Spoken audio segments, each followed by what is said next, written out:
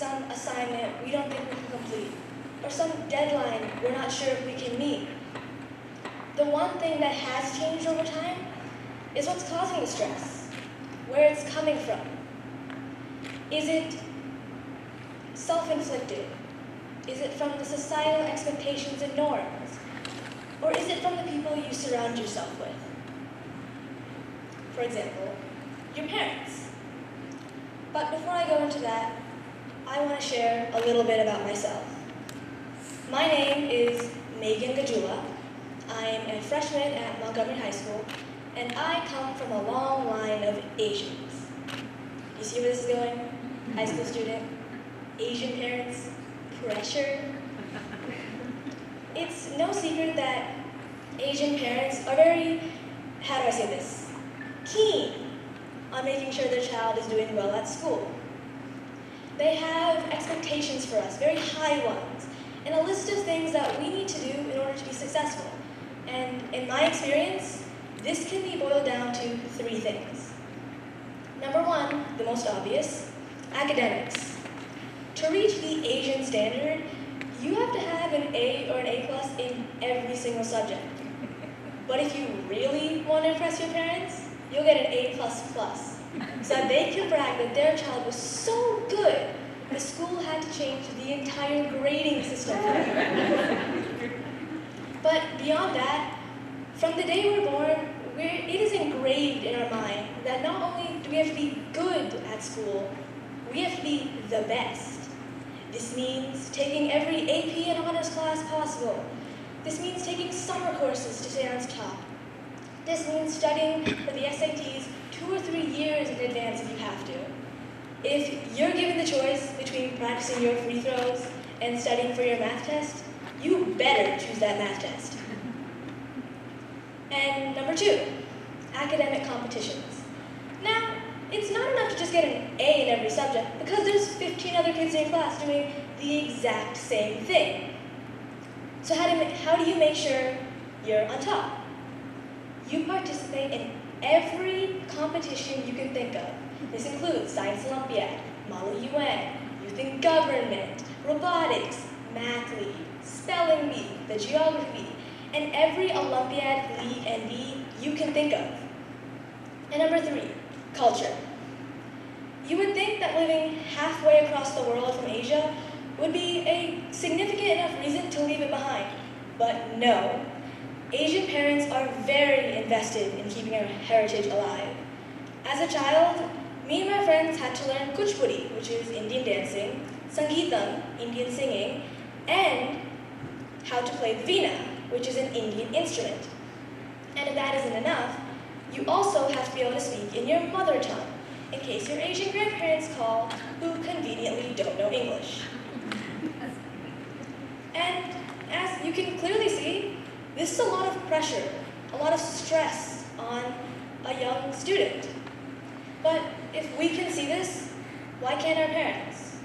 Why are Asian parents, after experiencing all of this for themselves, still having such high expectations for their children? And to put it simply, it's a cultural thing. In Asia, they expect that much more of you as a student because they expect that much more of everyone.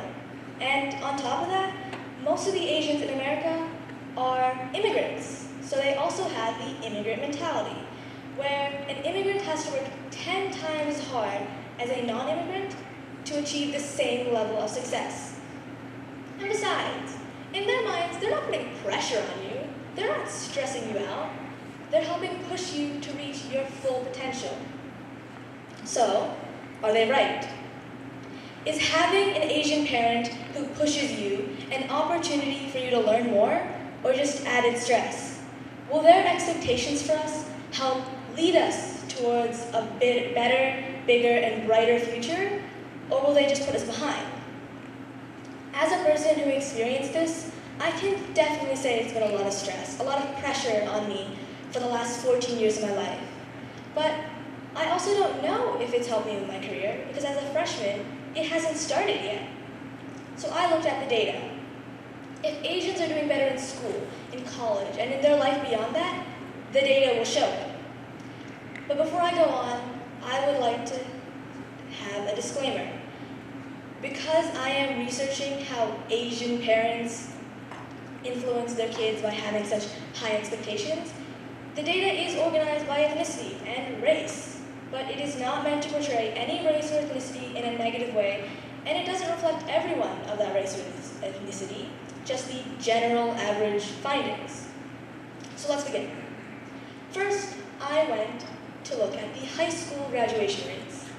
High school is the first step on your career, and considering that how well you do here affects what kind of college you go into and therefore the rest of your life, it's only natural that this is where Asian parents put the most pressure on their kids. And if there was ever a place for there to be a negative impact, it would be here. But as you can see, 91% of us are in fact graduating high school. But then again, graduating high school doesn't exactly mean you're successful, it just means you now have a diploma. So I went one step further, college, and more specifically, how many Asians are being accepted into the top colleges around America.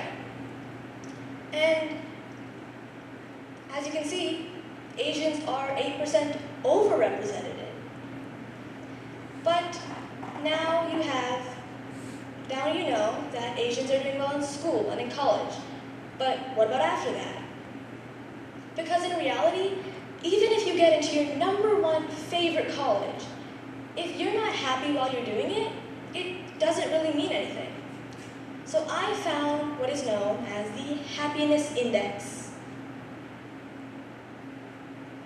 which is a graph that compares how happy people are among different ages and backgrounds across the entire world. And while it is organized based on country rather than race, it unearthed a very interesting finding. We've been told all our lives that money doesn't buy happiness. But here's a chart that says if you have more money, you are actually happier. I guess money may not buy happiness, but it is more comfortable to cry in a Porsche than on a bicycle. So now, where do you get the money from? A job. And so I looked at the unemployment rates of ethnicities across America. And with a relatively low unemployment rate, Asians are doing pretty well in this aspect. So now we have high school students who have a lot of stress, a lot of pressure put on them, but are generally succeeding and being happy once it's over. So, we have to ask ourselves, is it worth it? Is it worth it for every high school kid to be trying to maintain an A+ in every subject, to try and win a medal at 5 different competitions, to go above and beyond in every way possible in order for them to succeed? Do the ends really justify the means? Maybe, maybe not. It varies based on each situation. But personally, I believe we should be looking towards finding a balance, where your parents encourage you, guide you, and advise you along the path, but don't require you to do everything. And so I leave it with you to decide how to find that balance yourself and what it exactly is.